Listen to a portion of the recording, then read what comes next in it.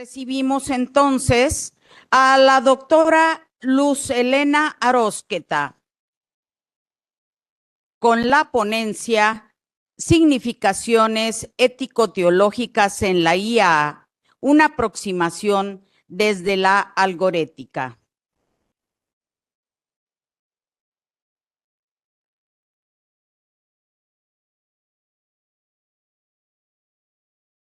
Gracias, jóvenes, por tomar asiento.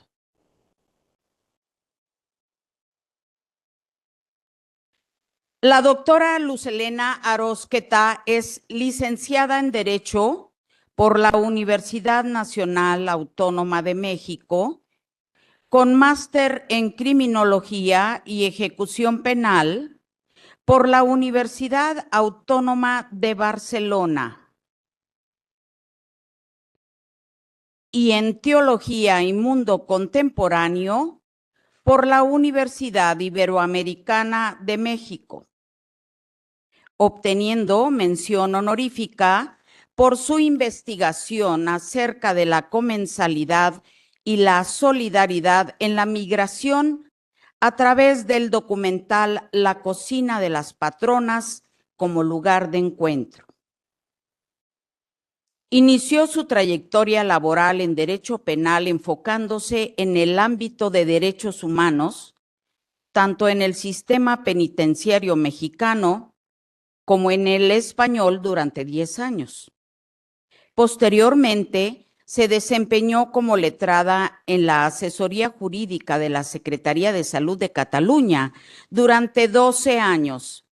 A la par, ante la inquietud de actuar y dar respuesta a la injusticia y desesperanza existente, incorporó su formación jurídica, la teológica, que es en lo que fundamenta su actividad.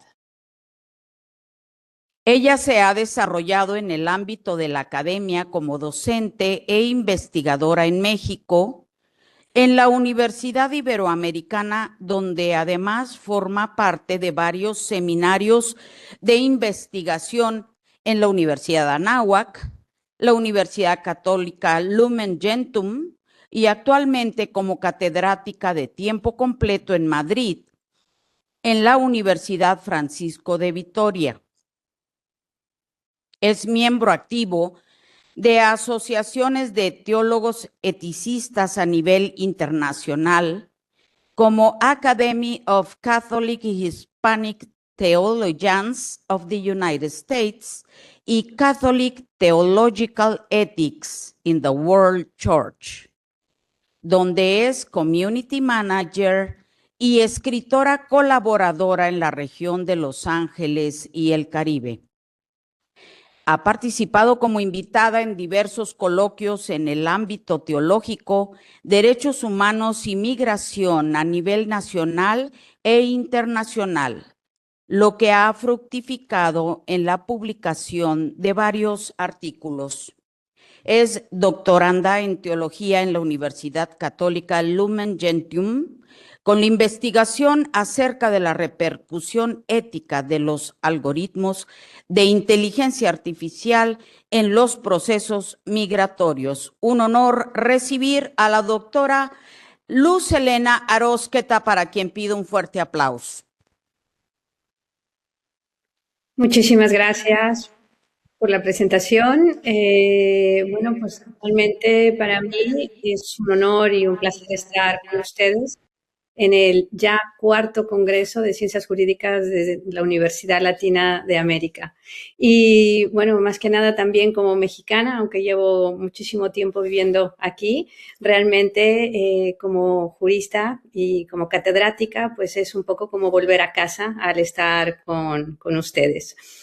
Bueno, pues gracias también por la presentación. Parece así como cómo podemos ordenar todo esto, ¿no? Jurista, teóloga, pero aparte criminóloga, penalista, criminóloga, especialista en derechos humanos. Entonces, bueno, pues casi les podría decir, pues no sé, que igual estaba aburrida, ya no sabía qué más estudiar y dije, bueno, va, pues teología, ¿no? Pero es broma, no es así. Creo que básicamente cuando uno estudia derecho, tiene o tenemos esa gran capacidad para no solamente ver nuestra disciplina desde nuestra mirada, sino también abrirnos completamente hacia las otras disciplinas y entender también desde ahí el derecho.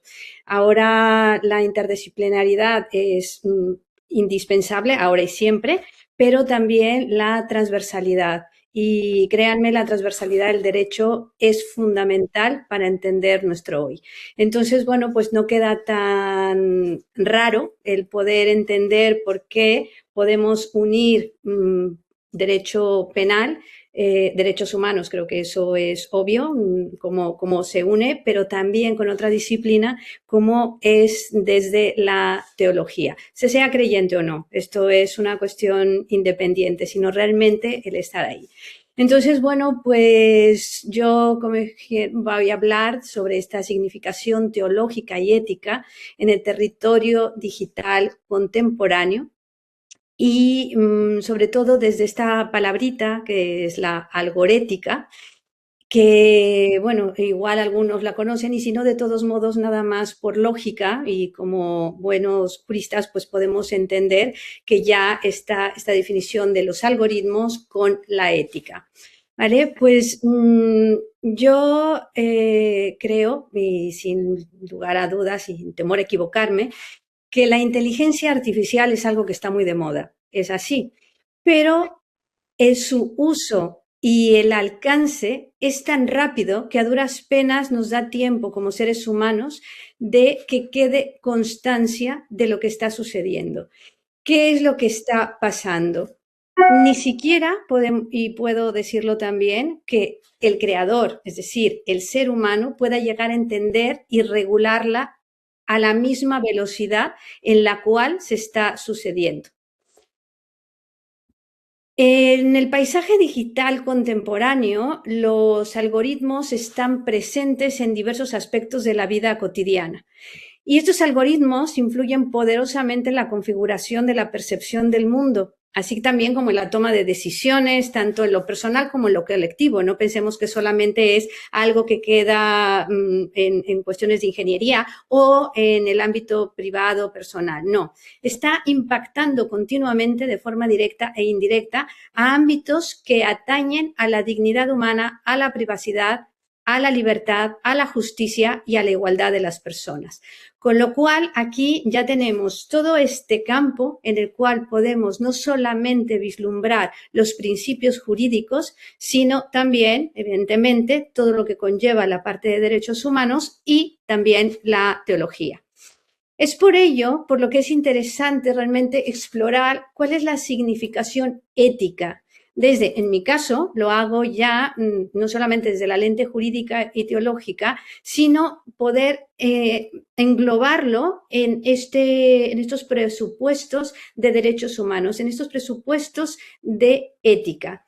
Entonces, al hablar de algorética, estamos hablando, por lógica, de la ética de los algoritmos, pero también podemos entender aquí un concepto que creo que les sonará mucho, que es la algocracia. Los explicaré en un momento, de todos modos. Que esto se refiere al dominio de los algoritmos en la toma de decisiones y de la gobernanza, como una manera de plantearse preguntas cruciales sobre la responsabilidad en el desarrollo y en el uso de los algoritmos. ¿Con qué intención? Pues la de promover prácticas éticas, justas, conscientes, que respondan sobre todo a los desafíos y oportunidades del territorio digital. Sin embargo, yo creo que es fundamental recordar que la inteligencia artificial no es más que una herramienta muy poderosa, eso sí, impresionante, pero que no se nos olvide que es un instrumento que nos lleva a un objetivo, no es el fin, no es la finalidad en realidad. Podríamos decirlo, y aquí utilizando alguna palabrita teológica, la omnipresencia de la IA, sobre todo de la inteligencia artificial generativa, es decir, tenemos la inteligencia artificial, pero a partir de aquí tenemos también muchísimos tipos, clasificaciones, y esto, como les decía, constantemente está cambiando. La inteligencia artificial generativa es el ChatGPT, Copilot, Gemini, bueno, un montón que tenemos al abasto que yo creo que ya hemos perdido la cuenta porque en cuanto sale uno, sale otro más, ¿no? Tenemos también, por ejemplo, los de China, en fin, muchísimos que podemos utilizar y cada uno tiene una función específica. Pero esto es IA generativa. En nuestra sociedad, esta presencia en absolutamente todo hace que nos preguntemos sobre un impacto ético en la humanidad. Es que tenemos necesariamente que hacerlo. Es por ello que estos conceptos de algorética y algocracia son clave para explorar y entender el papel que juega la IA en ello. Podemos decir, y se los digo de una manera muy rápida, que la algorética, como yo dije, es la reflexión ética sobre los algoritmos y su alcance, mientras que la algocracia podemos definirla más como aquello que alude a un sistema de gobierno, de gobernanza, como les dije, en la cual los algoritmos de IA tienen un papel relevante en la toma de decisiones. Bueno, voy utilizando IA, inteligencia artificial, de manera indistinta, pero para no exagerar la palabra, ¿no? La IA ha revolucionado la forma en que somos, pero no solamente eso, la forma en que nos relacionamos, la forma en que hacemos, la forma en que elegimos y la forma en que actuamos. Está presente en absolutamente todos los ámbitos de nuestra vida, desde la automatización de tareas hasta la toma de decisiones ya más complejas de evaluación, predicción y control. La siguiente, por favor. De la diapositiva. Bueno, no las veo, supongo que estamos... Gracias. ¿Le podrían poner la siguiente, por favor? Bueno, Gracias. Hemos pasado de un pensamiento del humanismo, en el cual el hombre y la razón están en el centro del conocimiento, y del universo, y en ese momento se despoja a Dios de este lugar. ¿Qué sucede ahora? Con este cambio total y absoluto, hemos llegado a dos corrientes que son importantes. No me voy a meter más en ellas, pero simplemente tenerlas como una pincelada. Por un lado, tenemos el transhumanismo, en el que se está modificando de manera radical lo existente, lo humano. Estamos como en una carrera tecnológica y aquí es algo que continuamente lo hablo con mis alumnos son de inteligencia artificial y de ingeniería matemática, por lo tanto estos temas los tienen muy presentes y decimos que cuando hablamos de transhumanismo es como la intención de matar a la muerte. ¿Me explico? O sea, es definitivamente seguir nosotros y matar lo único que nos hace pues que no existamos. El poshumanismo, por contra, es en la cual el humano es reemplazado por el universo digital. Y aquí ya nos comienzan a surgir pues muchos cuestionamientos, tal y como los pongo aquí. ¿Esto qué es? ¿Es un peligro? ¿Vamos realmente hacia una pérdida de qué? ¿De valores tradicionales? ¿De límites éticos? No sé, ya estamos en un panorama entre que lo humano divino, porque entonces con estas tecnologías parece realmente que no necesitamos de algo más. Entonces es como si fuéramos ese Dios. Ya no necesitamos de nada, pero es que ya no estamos hablando de Dios en sí. Es que parece ser que no estamos necesitando del ser humano como ser humano y nos estamos olvidando que nosotros somos los creadores de esto que estamos construyendo. Entonces, ¿qué es lo que pasa? Se tocan, se asemejan, se confunden, sustituimos. ¿Qué es lo que estamos haciendo? Creo que en el poshumanismo podemos cuestionar muchísimo las implicaciones éticas de la creación de la inteligencia artificial con inteligencia avanzada, especialmente en términos de autonomía y de conciencia. La idea de una inteligencia artificial que eventualmente supere la inteligencia humana y adquiera una forma de conciencia propia es un tema de gran interés dentro del poshumanismo, ya que está planteando constantemente pues, preguntas sobre cómo interactuaríamos con seres artificiales con capacidades cognitivas y emocionales equiparables o superiores a las nuestras. Aquí podría ponerles un montón de ejemplos. De hecho, justamente hoy en clase estábamos analizando con mis alumnos de una empresa que tenía un robot y no funcionaba para lo que había sido creado. Entonces dijo, definitivamente, pues desconectamos y vamos a hacer más. Ya sé que parece como un chiste, pero ¿qué es lo que sucedió? Pues este robot, como tenía acceso a toda la información, supo de que por ahí había algún negocio algo medio turbio, una relación ahí que no se sabía, y bueno, decidió enviar directamente los mails a las personas afectadas para decirles, cuidado, si me desconectas, casi como chiste, sé quién eres, sé dónde estás y puedo enviar la información, ¿no?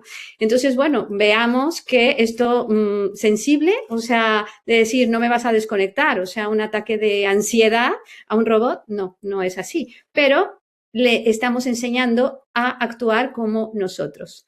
La siguiente diapositiva, por favor. En la conferencia de Dartmouth de 1956 vamos a encontrar cómo la inteligencia artificial ya es conocida. Es decir, estamos hablando desde entonces, desde el 1956, cuando se establecieron las bases de campo de la inteligencia artificial. Se planteó otra cosa, y lo dejo aquí, no sé si después se me olvide decirlo, aunque voy teniendo los puntos anotados, que cuando hablamos de inteligencia artificial generativa, ChatGPT, Copilot, todo esto que les dije, esto es más reciente. Esto tenemos unos 4 años y medio más o menos. Pero como inteligencia artificial, como sistema, viene de ya incluso esa definición desde este año con John McCarthy y varios más que aquí lo tienes en la presentación. Aquí se planteó que la inteligencia artificial podía concebirse como una serie de sistemas computacionales diseñados para resolver problemas que hasta la fecha estaban reservados para los humanos.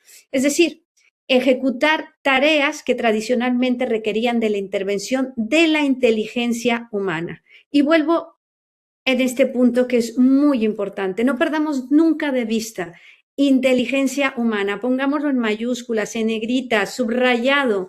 Es decir, aquí ya surge el primer cuestionamiento, que sería acompañar, facilitar, ejecutar con rapidez. Sí, pero no sustituir jamás a la inteligencia humana. La siguiente, por favor. Definiciones tenemos muchísimas. De hecho, yo creo que si ahora les dijera, métanse para buscar una definición, van a encontrar tantas porque van a estar conceptualizando la manera de actuar, todo lo que está saliendo, todo lo nuevo, todo lo que emerge. Entonces, realmente, cada vez que está saliendo algo nuevo, se intenta englobar pues todo aquello que está hasta ahora y lo que también está sucediendo. Entonces, bueno, podemos decir, por ejemplo, con la Real Academia Española, que se define como la disciplina científica que se ocupa de crear programas informáticos que ocupan operaciones comparables a las que realiza la mente humana, como el aprendizaje o el razonamiento lógico. En 2018, la Comisión Europea, aquí lo menciono, señala que el término de inteligencia artificial se aplica a los sistemas que manifiestan un comportamiento inteligente, pues son capaces de analizar su entorno y pasar a la acción con cierto grado de autonomía con el fin de alcanzar objetivos específicos. Esta definición ya nos ha quedado bastante obsoleta. Pero aún así tenemos puntos que podemos ir rescatando. En realidad lo que se viene a decir es que a través de tecnologías programadas por el ser humano se observa el mundo que nos rodea recopilando grandes cantidades de datos que serán utilizados con un propósito definido, otorgando soluciones eficientes.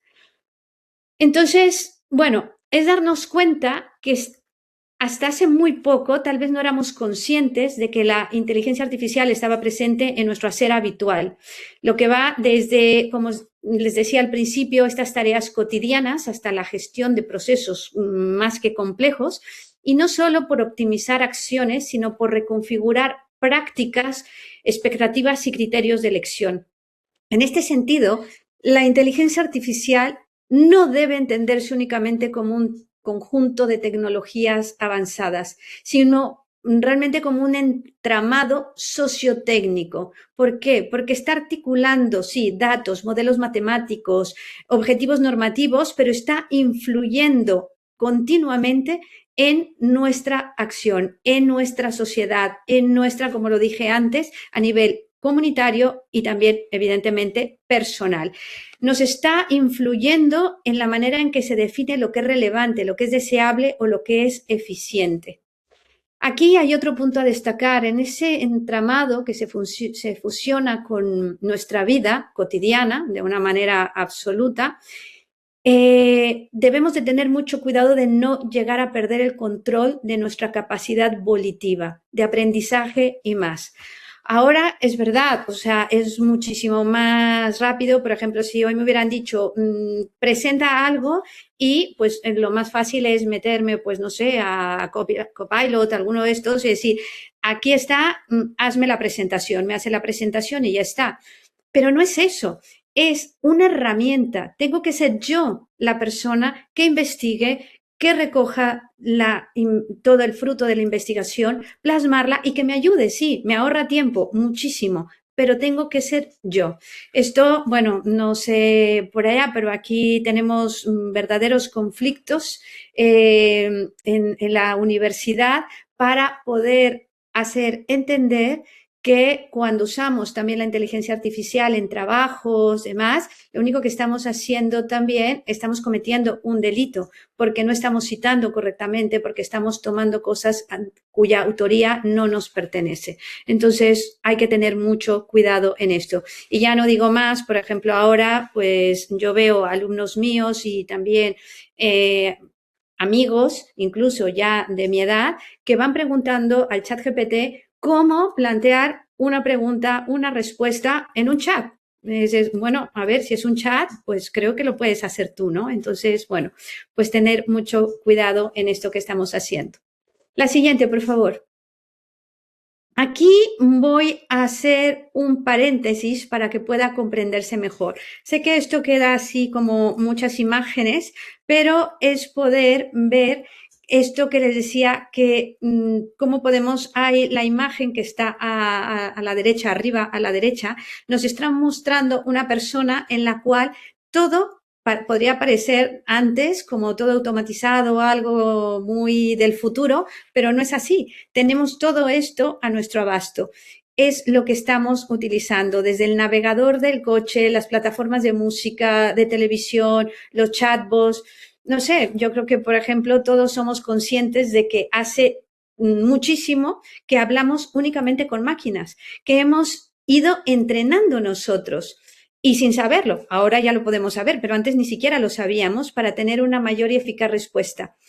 Tal es el caso de, por ejemplo, cuando pedimos cita en una consulta médica. Creo esto en México, esto en España es exactamente igual o cualquier trámite gubernamental. Antes estaba programada para unas cuantas respuestas y yo creo que coinciden conmigo que era desesperante si yo quería hacer una consulta específica y no había manera. Pero como se ha ido entrenando, pues entonces ahora ya tiene respuestas para casi absolutamente todo. Somos nosotros los que íbamos entrenando con estas respuestas, aunque nos dijeran, no tengo respuesta, no sé qué decirte en este momento, ¿no? Y bueno, y de todos modos también la voz. Esto también ha cambiado, esa voz robótica ahora pues ya también es diferente, ¿no?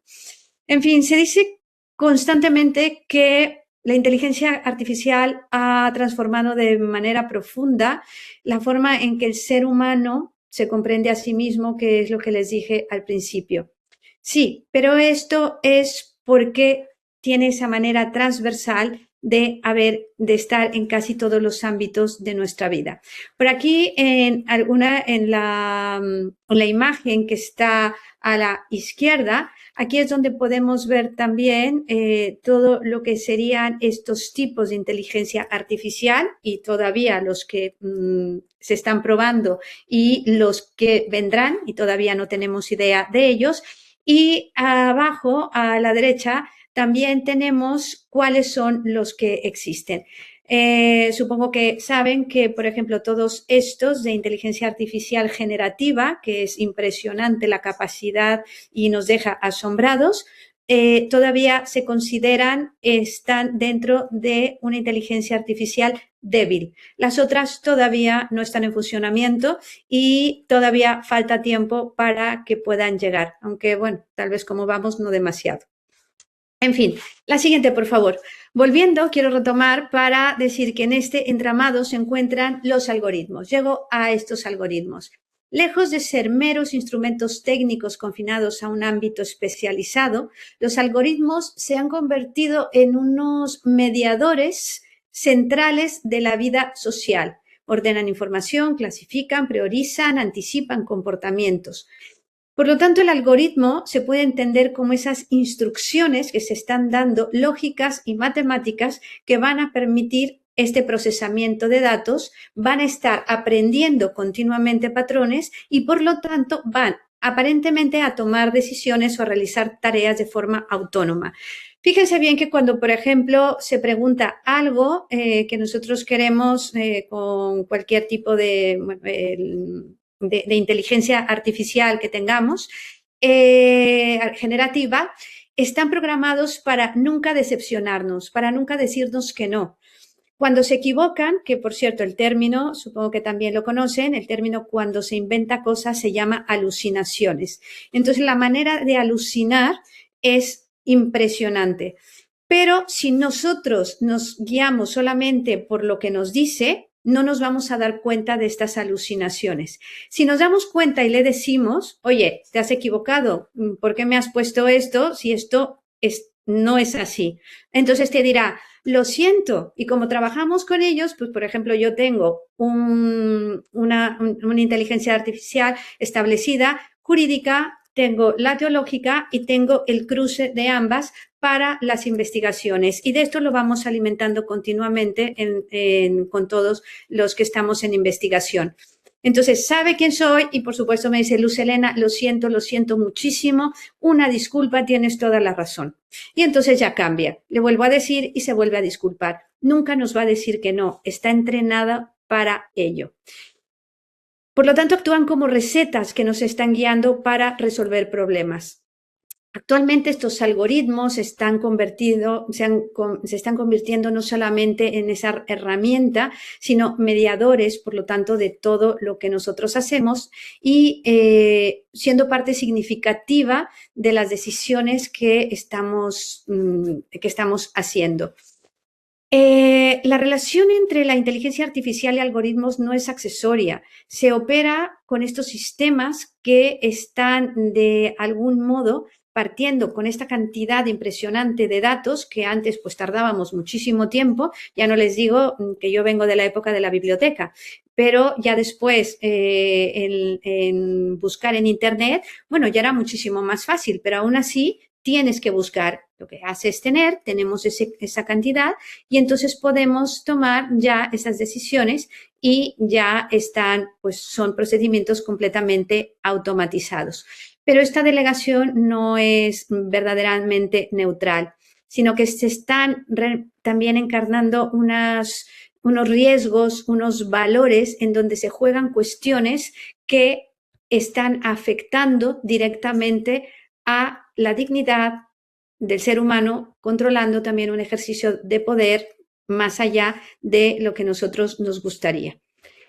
En este escenario, pues es ver cómo podemos o cómo se pueden habilitar o cómo podemos entender estas dos dimensiones de algorética sobre ese diseño y uso de sistemas algorítmicos y algocracia como algo que pueda realmente ayudar. La algorética suele presentarse, bueno, aquí de todos modos les he vuelto a poner, bueno, ya de una manera más específica las definiciones de cada uno de ellas, pero ¿cómo podrá ser? ¿Qué pasa cuando dejamos que los algoritmos decidan cómo vivimos? ¿Qué perdemos? ¿Qué valores humanos quedan desplazados? La siguiente, por favor. Desde esta perspectiva, y aquí es donde voy a entrar ya a la materia en la cual yo estoy trabajando continuamente y es lo que he unido, y es ver la teología, cómo aporta también un horizonte crítico específico, que va a acompañar toda la parte jurídica, evidentemente. No como un discurso externo o confesional, nada que ver con eso, sino como una tradición reflexiva que hace que nos paremos a pensar los límites del poder, la tentación de absolutizar medios, reducir el valor del ser humano a puro rendimiento y la ilusión de control total y absoluto sobre el futuro. Aquí es donde todas estas categorías como, bueno, ya idolatría ya está más que puesta, pero también esto que les decía, la dignidad, la responsabilidad, el discernimiento, tienen que ser dimensiones que no pueden quedar invisibilizadas por lenguajes técnicos y regulatorios. Y esto es lo que se hace. Aquí vienen los sesgos. En particular, ayudan sí a problematizar reducciones, pero ¿cómo? Van a reducir a una persona a un perfil de datos y una tendencia a sustituir un juicio ético o moral por procedimientos automatizados que se presentan como neutrales, pero en realidad no lo son. Que conste que todo esto lo digo, que soy fan absoluta y total, si no, no estaría en esta investigación de inteligencia artificial, pero también es recordar al ser humano quién es el ser humano. Por ello, adentrarse a las significaciones éticas y teológicas en un territorio digital contemporáneo nos puede mostrar que este debate sobre algoritmos, sobre la cuestión ética, no es solamente una cuestión técnica, sino que repercute en el sentido de la acción humana. Términos como justicia y el bien común para la carrera que están estudiando es imprescindible. Frente a la naturalización de un gobierno algorítmico, lo que hay que hacer es proponer recuperar una mirada crítica que reinscriba la tecnología en un horizonte de responsabilidad, de límites y apertura a lo imprevisible, pero siempre de lo humano. Entonces, aquí hay algo también que creo que es interesante y bueno, pues por esto pongo esta imagen donde se puede tocar teología con ser humano, al decirles que el término de algorética fue un concepto que se dijo en algún momento, pero fue acuñado y popularizado por el Papa Francisco y por la Academia Pontificia para la Vida para subrayar justamente esto, que la tecnología debe estar siempre al servicio del ser humano y respetar su dignidad. Esta disciplina, por lo tanto, lo que busca es asegurar que el diseño y el uso de los algoritmos no generen injusticias, no generen sesgos, por lo tanto, desigualdades con las que nos topamos en muchísimas circunstancias, sobre todo cuando hablamos de colectivos vulnerables, que es justamente donde voy a aterrizar y en eso es lo que voy a acabar. Los pilares fundamentales se articulan en torno a 6 principios que se recogen en un documento que se llama Llamamiento de Roma por la ética de la inteligencia artificial, que se firmó por primera vez en 2020 y a partir de aquí se han se han firmado muchísimos más, pero no solamente personas, sino también empresas importantes, empresas de la tecnología, pero también representantes, sobre todo de las llamadas iglesias abrámicas, es decir, judaísmo, catolicismo e islam. Y muchas más. Entonces, bueno, esto continuamente está teniendo como una base en la cual se empezaron a regular, esto es curioso, que aquí cuando se empezó a regular en la Unión Europea, tomaron este documento que había salido pues de una cuestión por una iniciativa del Papa Francisco. ¿Cuáles son los puntos principales? La transparencia, la inclusión, bueno, la transparencia, es decir, que los algoritmos deben de ser explicables, y comprensibles. También la inclusión, que nadie debe ser excluido, que todas las necesidades del ser humano deben ser consideradas por igual. Responsabilidad, claridad sobre quién es el responsable de las acciones y decisiones tomadas por una inteligencia artificial. Creo que ya habrán escuchado los casos en los cuales se juzga o no a una inteligencia artificial, la sentamos en el banquillo ante un tribunal. Aquí ya ha pasado en España. Imparcialidad, evitar sesgos o prejuicios injustos por raza, por género, por economía, programación y datos. Fiabilidad y seguridad, que funcione de manera correcta y seguro para todos los usuarios. Y privacidad, es esencial proteger los datos personales y la intimidad de las personas frente al uso masivo de datos. ¿Por qué contexto migratorio? La siguiente, por favor. Mi investigación la centro justamente en el apartado de la cuestión migratoria. Aquí también les pongo en esta diapositiva un documento que fue el último del Papa Francisco, Antiqua et Nova, en la que habla sobre una relación entre la inteligencia artificial y la inteligencia humana. Y nos vuelve a decir que no nos equivoquemos. El trigo nuevo es para hablar de lo antiguo, pero con apertura total y absoluta a lo actual. Y eso actual es la era digital.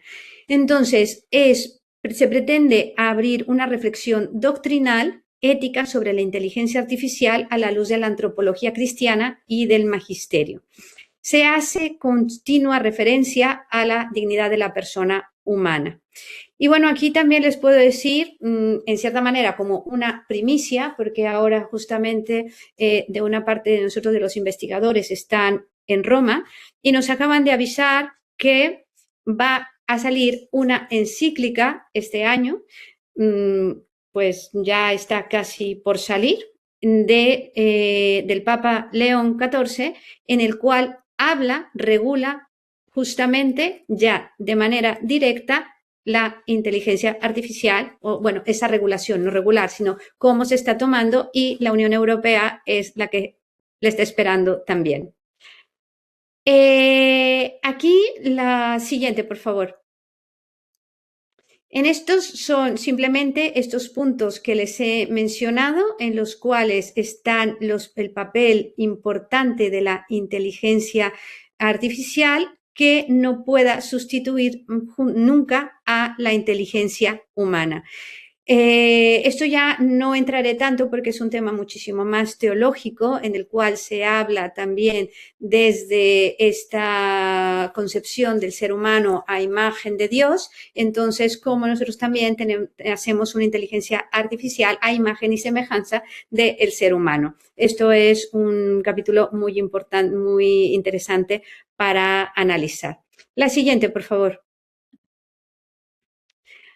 Aquí les quiero presentar justamente la aplicación de inteligencia artificial, cómo hago y cómo hacemos varios bueno, iba a decir mezcla, pero no es mezcla, el hecho de unión entre estas disciplinas. Entonces, teología. La teología aborda desde una teología, estoy hablando de una teología contemporánea, todas las inquietudes de un mundo actual, y por lo tanto los avances tecnológicos no pueden quedar atrás, pero tomando en cuenta vulnerabilidades específicas de colectivos que encontramos o se llaman dentro de la teología las periferias existenciales. La inteligencia artificial, junto con la algorética, pues va a analizar la implicación ética del desarrollo, buen desarrollo y uso de la inteligencia artificial. Movilidad humana es poder considerar esos patrones de movilidad humana forzada, pero también los procesos migratorios y de frontera que se están llevando. Vulnerabilidad social y los derechos humanos ante la tecnología. La siguiente, por favor. Aquí no voy a entrar la siguiente. Aquí no voy a entrar mucho más, sino simplemente es ver esto que les acabo de decir, cómo intentar un diálogo entre esta vulnerabilidad en este colectivo y atender a ese clamor. La siguiente, por favor. Esto paso muy rápido porque simplemente son cuestiones que ya lo tenemos. Movilidad humana forzada. Migrar en su sentido más amplio es ir de un lado a otro, desplazarse. Sin embargo, hay migraciones privilegiadas y otras que no es así. La siguiente, por favor. Aquí entra los derechos humanos, que creo que tampoco es algo que desconozcan ustedes, aquellos principios elementales que son inherentes al ser humano y están interrelacionados entre sí. Entonces aquí podemos sacar pues todo esta simbología de cómo el ser humano, la inteligencia artificial que tenemos, y lo vamos a ver más claro en la siguiente. Supongo que en algún momento, la siguiente diapositiva, por favor. Tenemos aquí los derechos, la clasificación de generaciones de los derechos humanos. Estos derechos humanos, cómo fueron integrados dentro de un contexto específico de la primera generación, los civiles y políticos, que directamente es la libertad. La segunda, que siglo XIX, XX, económicos, sociales y culturales, que nos remiten a la igualdad. Por último, la tercera, que es justicia, paz y solidaridad, pero aquí llama la atención cuáles son las siguientes generaciones. Aquí hay unas grandes discusiones, pero les pongo las que mayoritariamente se hablan, que es la cuarta generación. No es hacia el ser humano, sino relacionada con animales no humanos, que sería todo lo que está en peligro de extinción. Quinta generación, tampoco de ser humano, sino máquinas, artefactos, robots y software inteligentes.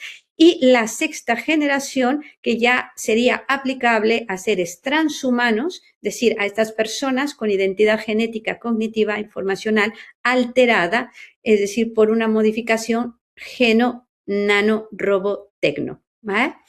Siguiente, por favor. Aquí lo que quiero decirles es cómo puede entrar para centrar estos algoritmos en contextos migratorios fronterizos. Pues un manejo que sea negativo en un control migratorio de fronteras, en el cual no se vaya acorde a una protección y defensa de los derechos humanos, en el cual la tecnología que se implante no actúe de forma ética, de forma equitativa y de justicia a las personas que están en movilidad humana forzada. Escuchar y mirar, tecnología más justa y ética, una solidaridad tecnológica, es decir, que el desarrollo de las aplicaciones tecnológicas se enfoquen a otorgar, por ejemplo, en este caso en concreto, información, asistencia legal, traducción automática, redes de apoyo, es decir, algo que pueda contribuir también a entender la realidad y poder regularla. La siguiente, por favor. Aquí podríamos ver qué es lo que se utiliza más durante el ciclo migratorio.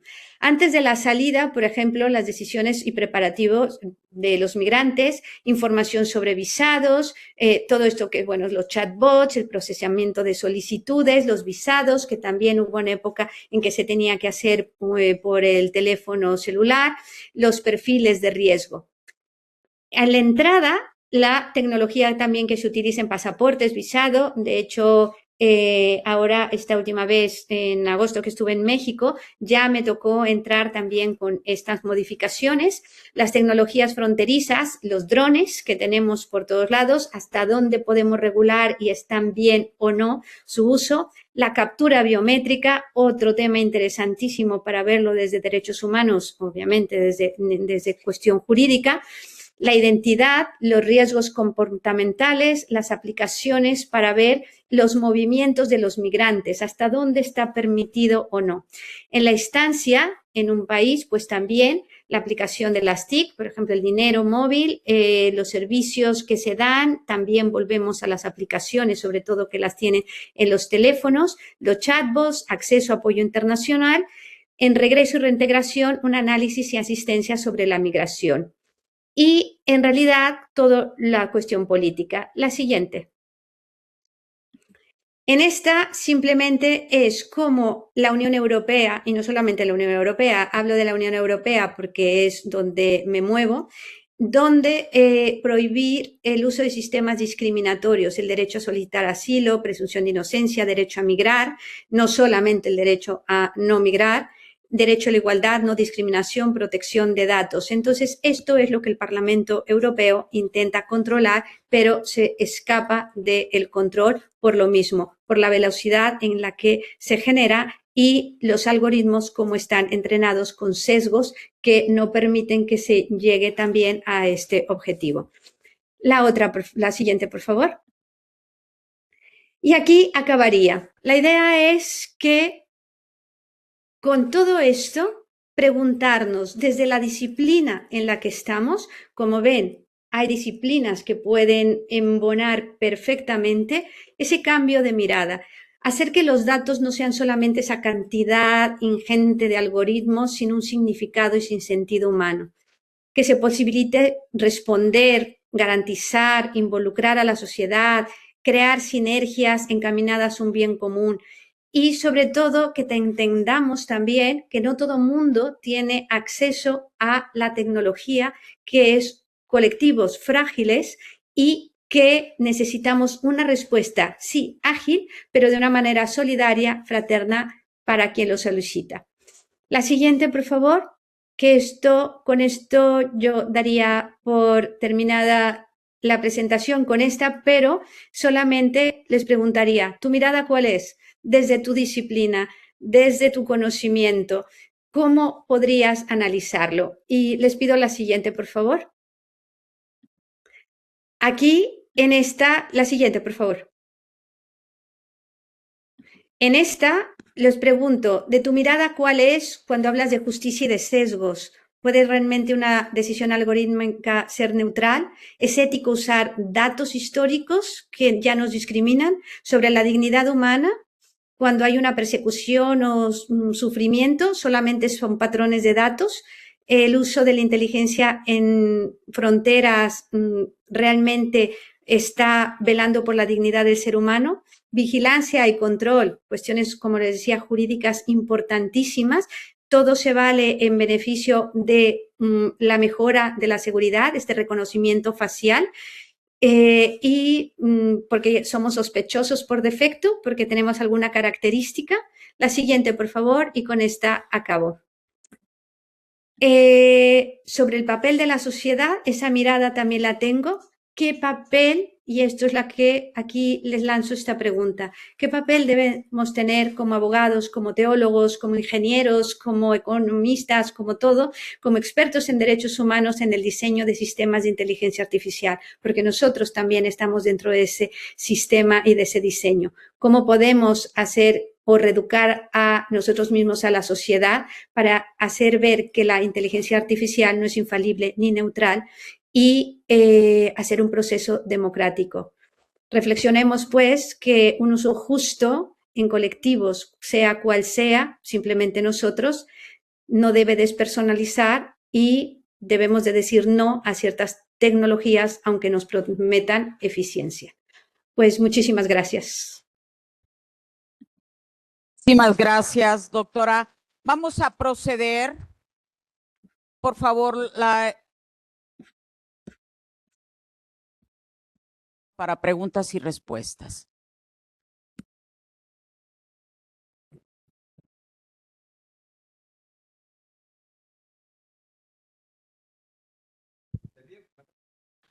Me queda muy claro que la ley es el instrumento adecuado para poder limitar o perfeccionar tanto el uso como la creación de nuevas herramientas de inteligencia artificial.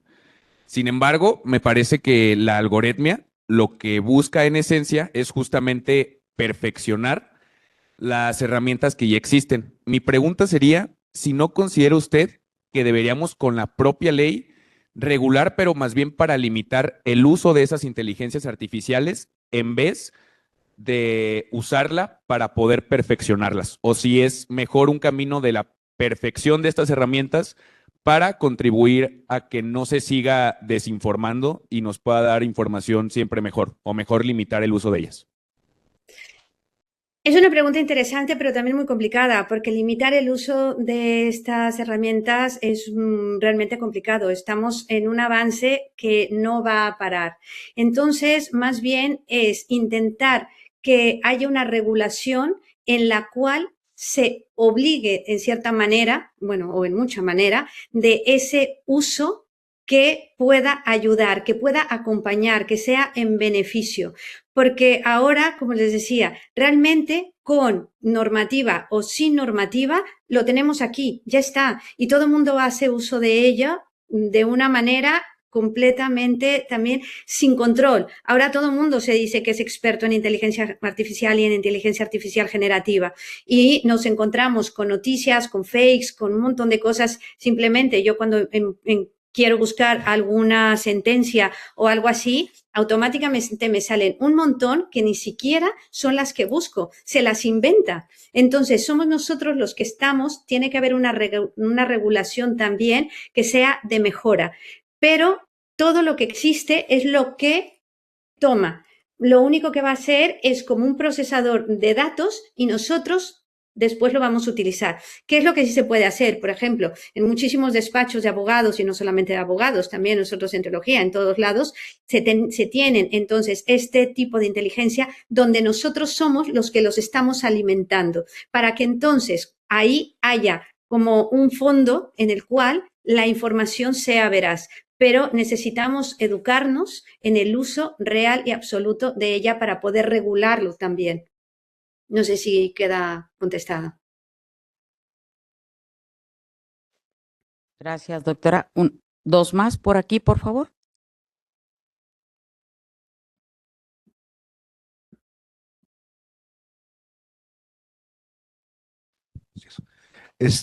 No nos puede ver, ¿verdad? Ya. No. No. Maestro, soy Mauricio, increíble tu exposición, me queda claro que me ha servido y estoy seguro a los aquí presentes muchísimo, pero dijiste algo que me llamó poderosamente la atención y fue al principio. Me queda claro que esto de la inteligencia artificial, si lo utilizamos de manera común, como el chat GPT o cualquier otra plataforma, es un depositorio de datos de muchas partes de todo el planeta. Pero tú dijiste que al usarlo o al abusar de esto, podríamos estar cometiendo un delito. Inmediatamente me saltó el delito de plagio. Y si no me lo corriges tú, el delito de plagio, y sería un tema bien interesante y profundo el investigar si se podría inclusive establecer un delito de fraude específico a través del uso o abuso de estas plataformas. Pero aquí mi pregunta sería, maestra, la siguiente: pensando que es el plagio, ¿quién sería el sujeto activo del delito? Porque un algoritmo no puede ser sujeto y menos punible. Entonces, de acuerdo a tu experiencia, ¿a quién se le podría responsabilizar como sujeto activo del delito de plagio en este caso? Gracias. Claro, aquí justamente esto que estás preguntando lo acabamos de tener en una de las conferencias en Derecho aquí, en el ámbito de decir quién es el responsable. Aquí, de todos modos, o sea, quién es el autor, quién está alimentando, no puede ser, en cierta manera, responsable porque lo estás poniendo. O sea, simplemente es todos los datos, los tomas, lo haces. Entonces, ahora nosotros nos estamos enfrentando, por ejemplo, a tesis, sobre todo, y tesis doctorales, ni siquiera tesis de licenciatura, en las cuales está el plagio. Entonces, cuando nos dicen que, bueno, no soy yo, o sea, tenía la información, dices, no. Recuerda que la inteligencia artificial, cualquier tipo de inteligencia artificial generativa, simplemente es esta herramienta. Te está dando todos los datos que tú quieras, pero para que tú los verifiques. De hecho, muchas veces si tú le preguntas, te da la fuente. También es cierto que te da la fuente y muchas veces te da fuente errónea. Cuando tú entras y le dices, esto te lo has inventado, te dice, sí, lo siento, lo que decía, lo vuelvo a decir, lo siento, pero recuerda. Pero fíjense que ahora es ya por regulación que cuando se pregunta, ya dice automáticamente que el contenido generado por inteligencia artificial puede ser incorrecto. Es decir, aquí ya se está diciendo, no soy yo, eres tú el que tienes y haces uso y sepas cómo hacer el uso. Entonces, aquí sí que podría irse directamente a hacer. Otra cosa serían, por ejemplo, los sesgos. Cuando está alimentada con algunos sesgos muy específicos, aquí sí podemos ir a la autoría y decir, tú has dado estas instrucciones, has dado estas indicaciones, has formado de esta manera. Pero en el caso de plagio, ya hay por ley, ya sale automáticamente y de hecho cuando se cita, por ejemplo, y esto no solamente en trabajos de investigación, sino también en el ámbito no solamente investigación, sino también en el ámbito jurídico, cuando citas alguna sentencia o demás y si la sacas por inteligencia artificial, ya te dice que tienes que citar en Chicago, en APA, en absolutamente todas las maneras de citación, ya hay apartados específicos en los cuales se dice cómo tienes que citar, de dónde sacaste esa información y que la comprobaste o no la comprobaste. Entonces, aquí la responsabilidad ya recae directamente sobre la persona que lo utiliza y cómo lo utiliza. Gracias, doctora. Una más, por favor. Habla de la responsabilidad de educarnos. Para usted, ¿cuál sería la espina dorsal teórica para obtener esta educación? En el sentido de que volvamos, ya sé que va a parecer como muy, no sé, muy lógico, muy tonto más bien, o sea, muy simple, pero cuando digo educarnos es primero volver a creer en la inteligencia humana. Por eso lo recalqué como 2 o 3 veces. Y el saber cómo hacer uso de esta tecnología que nos está llegando de una manera tan brutal y perfecta, O sea, yo, como les dije, soy ferviente admiradora, o sea, cursos son continuos, pero justamente en eso, por ejemplo, en la universidad acabamos de poner ahora en práctica un curso que es obligatorio para toda la universidad sobre inteligencia artificial.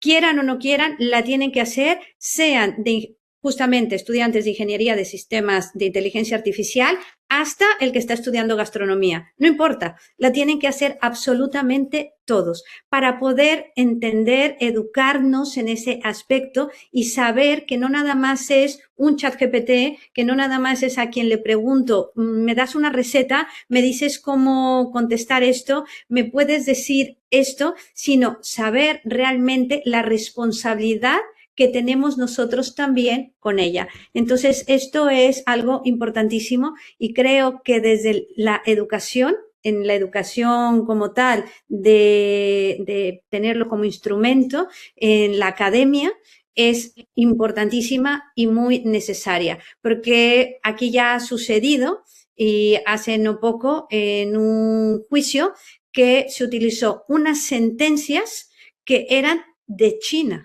O sea, impresionante, ¿no? Simplemente las tradujo, piensen que aparte la inteligencia artificial solamente piensa en inglés, traduce. Entonces automáticamente la sacó, quitó nombres, lo puso, no lo checaron y ahí está el resultado. Gracias, doctora. Nuestro rector, el maestro Jesús Vivanco, tiene una pregunta.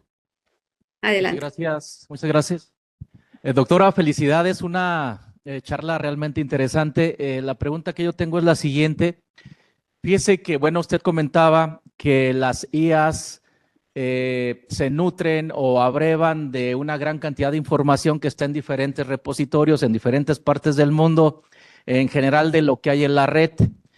Y he leído yo que hay ciertos países, incluso empresas, que suelen inundar la red de cierta información con la intención de influir en las respuestas que una IA da.